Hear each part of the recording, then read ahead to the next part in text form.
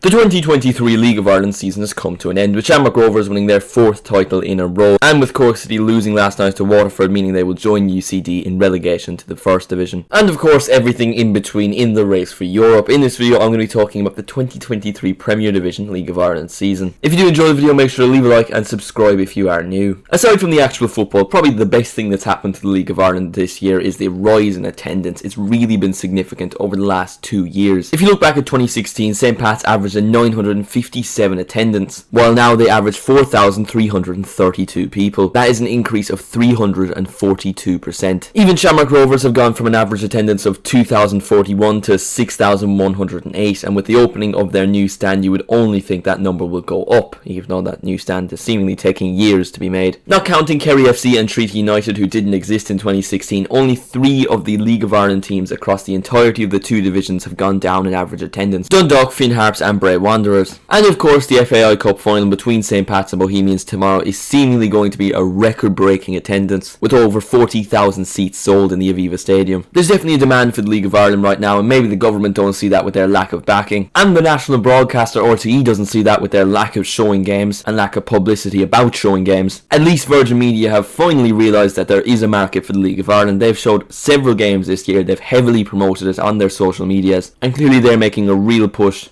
to try and grow the Irish League. But let's focus on the actual football and start with Shamrock Rovers. And the start of their season was not pretty at all, and it looked like their title run had come to an end. They didn't win a game till their 7th League of Ireland match that season, a 4-0 win over Dundalk. A side that were looking impressive was Bohemians, and it looked like it could be a potential title race. But Shamrock Rovers eventually picked up speed. They ended up beating Bohemians in April, and they haven't really looked back since. They comfortably won the league by 7 points, and Bohs ended up finishing 6th. After beating Shamrock Rovers in the President's Cup at the start of the season, it looked like Derry City could make a real charge for the title, but nothing really happened. They did finish 2nd, 7 points behind Shamrock Rovers, but by the halfway point of the season, it was clear and obvious Shamrock Rovers would be winning the league. St. Pat's ended up finishing 3rd, and they were probably the team I liked watching the most this year because they have a lot of very talented young Irish players, such as Adam Murphy, Ireland under-21 Sam Curtis, and Mason Melia, who scored a goal this season at the age of just 15. He's since turned 16 and now signed a professional contract, so if any team across Europe wants to sign the talented teenager, they're going to have to pay a fee. So in regards to European football, Shamrock Rovers will be put into a Champions League qualifier next year, St. Pat's and Derry City will be put into Europa Conference League qualifiers, and the winner of the FAI Cup final will also be handed a Conference League qualifier.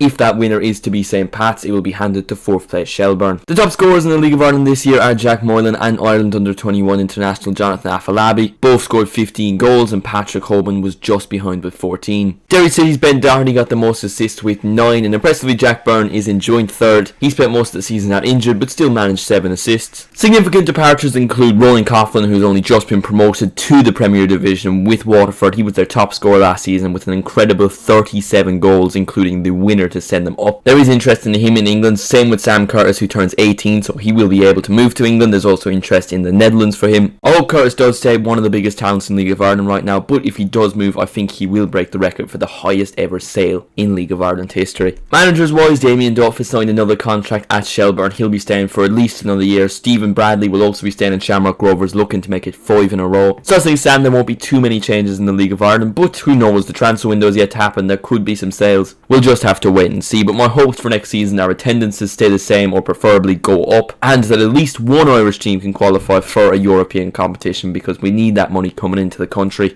But ultimately, I think it was a good season for Irish football. Interest is growing, attendance is growing, quality of football is growing. Despite the lack of publicity, despite the lack of government backing, the League of Ireland is slowly but surely improving, and hopefully in years to come we see bigger and better things. But let me know what you think in the comments. What did you think of this year's LOI Premier Division season? If you enjoyed the video, make sure to leave a like and subscribe if you are new. Thank you all so much for watching, and I'll see you in the next one.